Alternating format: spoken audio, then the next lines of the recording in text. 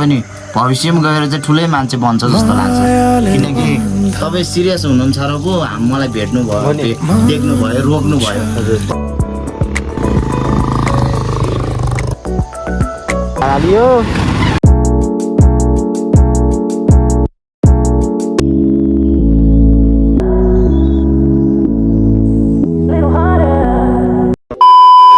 So hello and नमस्ते everyone hope L is fine सबजना सन्चै हुनुहुन्छ होला म पनि एकदम सन्चै आराम नै छु अनि धेरै दिन भइसकेको छ भ्लग नबनाएको आज यस्तो भ्लग बनाइदिउँ भनेर निस्केको भन्दा पनि आज चाहिँ म घर जानुपर्ने हुन्छ काठमाडौँ टु भिलेज भने जस्तै टक्क अझ सहरदेखि गाउँसम्मको यात्रा लगभग अहिले बजिसकेको छ देख्न सक्नुहुन्छ कति बज्यो भनेर है 11:40 भइसकेको छ टक्क पारामा आज मैले सेटअप पनि हानिसकेको छ अलिअलि यसो अनि टक्क पारा देख्न सक्नुहुन्छ यहाँतिर यसो अड्काएर यसो भ्लग बनाइदिउँ भनेर गरेको टक्क मेरो ब्याग पनि देख्न सक्नुहुन्छ ब्याग दिएर चाहिँ यस्तो ऱ्याङ्को हाल्नुपर्ने हुन्छ लुगाहरू लाउनु पर्नेछ त्यही हो टक्क पारामा बाइक साइक लिनु पनि गर्नुपर्ने छ त्यतिर गएर अनि त्यही है टक्क अब हामी सिधै मोटो भ्लगतिर नत्र हामी उतै गएर भेट्नुपर्ने हुन्छ है त ल सही हो केटा हो बाइक लिनु गर्न आएको बाइक लिनु गर्नु नपर्ने अवस्था अझै डेट रहेछ 3-4 महिना टक्क पारामा देख्न सक्नुहुन्छ धेरै छ घर जानुपर्ने हुन्छ अब हामी घर जान्छ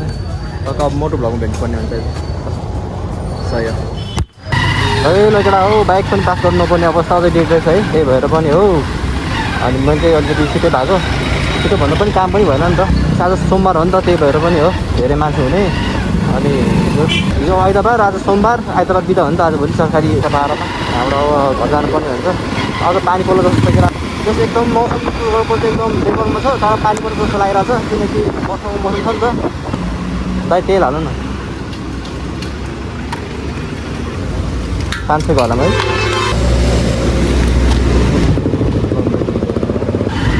केटा हो तेल पनि हालियो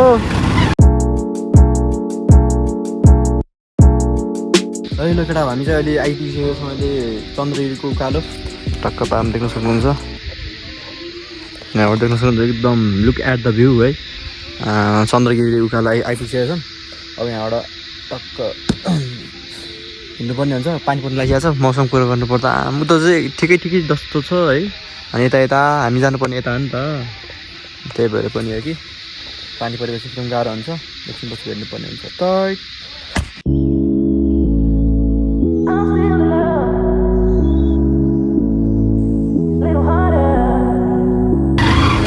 है गाइजहरू हामी चाहिँ अहिले चितलाङ आइपुगिसकेको छौँ टक्क पारमा अघि किन भ्लग नबनाएको भने यताउति है बाटो पनि कस्तो अलिकति भनौँ न त्यसो अल्छी लाग्दो बाटो थियो कि त्यही भएर पनि हो कि भ्लग पनि अहिले चितलाङ आइपुगिसकेको छौँ अनि धेरै भइसक्यो नि त भ्लग नबनाएको यो मेरो चाहिँ मोटो भएको फर्स्ट मोटो भएको यो चाहिँ अनि भ्लग पहिला चाहिँ बनाउँथ्यो अब अर्को च्यानल बिग्रिहाल्यो त्यसपछि मैले सुरुवात गर्नै छोडिहालेँ अब टेन्सन भयो नि त के गर्ने के नगर्ने भनेर अहिले भ्लग गर्न सुरुवात गरेको सबजना माया देखाइदिनु होला त्यस धेरै दिनपछि भ्लग बनाउँदा के बोल्ने के नबोल्ने हुँदो रहेछ कि धेरै दिनभन्दा पनि भइसक्यो नि टन्नै है 1 वर्ष जति सक्यो 1 वर्ष बढी भइसकेको छ भ्लग नबनाएको त्यस्तो चलाएको थिएन स्माइल गरिदिनुहुन्छ भन्ने आशा गर्छु हामी सबै चितलाङ आइपुगेको छ कतिजना फोटो पनि खिच्नुहुन्छ होला यहाँ प्रायःले है फोटो टक्क यहाँ खिचेर हालेर हुन्छ नि एउटा हो तपाईँहरूले म भ्यू देखाउने छु लुक एट द भ्यू कस्तो छ बबाल छ सही होला एकदम बबाल छ है एक्लै आइयो कोही छैन अब जोस् बस्ने एकछिनपछि अब एक्सप्लोर अलिअलि यताउति एक्सप्लोर गर्छौँ यताउति डुल्छौँ त्यसपछि टक्क पारामा आफ्नो यात्रा जानुपर्ने हुन्छ अहिले टक्क त्यो एउटा ड्रोन भएको यस्तो बबाल माथिबाट देखाइदिन्थेँ के गर्नु ड्रोन छैन यस्तै त नि है सही होला एकछिनपछि भेटौँ होला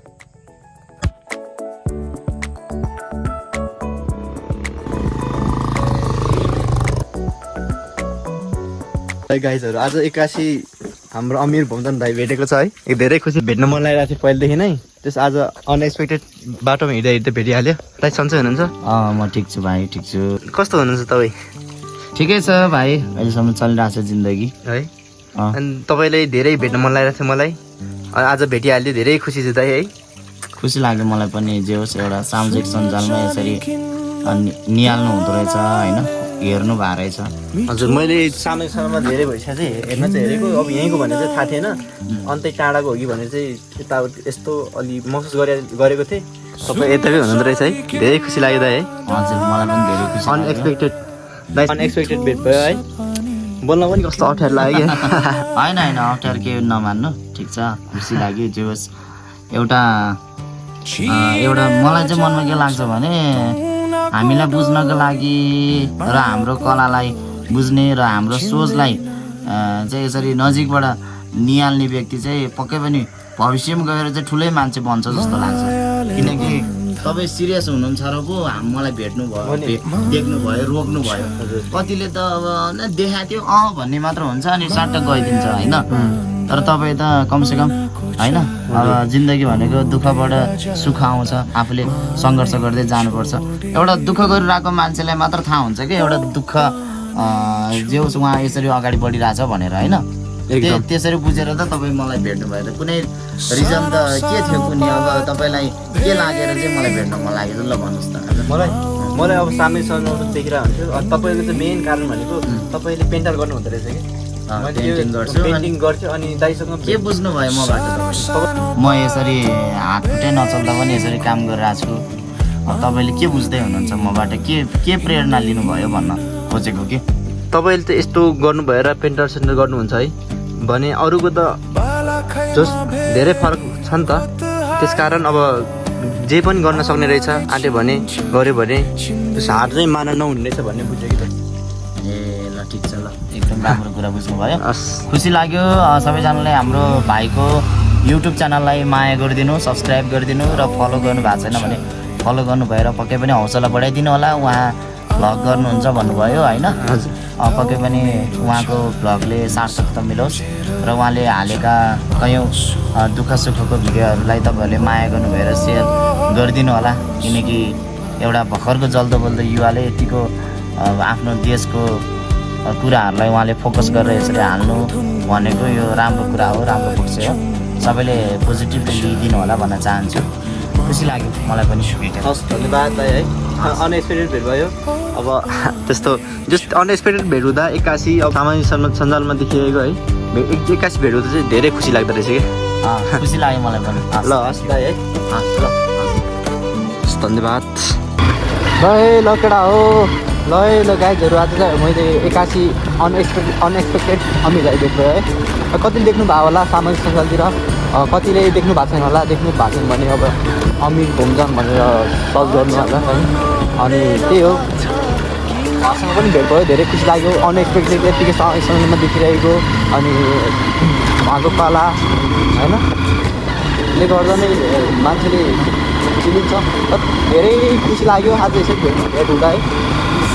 उहाँ दाइ पनि खुसी हुनु भइरहेको छ, खुसी हुनुभएको थियो अनि म पनि धेरै खुसी छु। अनएक्सपेक्टेड भेट भयो है। यही त हुन्छ जीवन। हामी चाहिँ लगभग कहाँ आयो भन्दाखेरि पालोमा आइपुगिसक्यो अवस्था। सबैजना माया गरिदिनु होला, सब्सक्राइब गरिदिनु होला, सब्सक्राइब गर्न चाहिँ नभुलिदिनु होला भन्न चाहन्छु। बोल्न पनि कस्तो अप्ठ्यारो भइरहेको छ कि अघि त झन् बोल्न पनि कस्तो है, बोल्न नआउने हो कि यो चाहिँ पालुङ पुल हो टक्कै भन्नुपर्छ। त्यो बोल्नै नआउने जस्तो फिल हुने कि त्यो भाव हो। हामी काठमाडौँबाट अब आइसकेको छौँ पालुङतिर, टक्कै खाजा खानुपर्ने हुन्छ। खाजा खान्छौँ त्यसपछि घर गएर एडिट गर्नुपर्ने हुन्छ। आजको ब्लग यस्तै होला जस्तो लागिरहेको छ है। के गर्नु त है, गाह्रो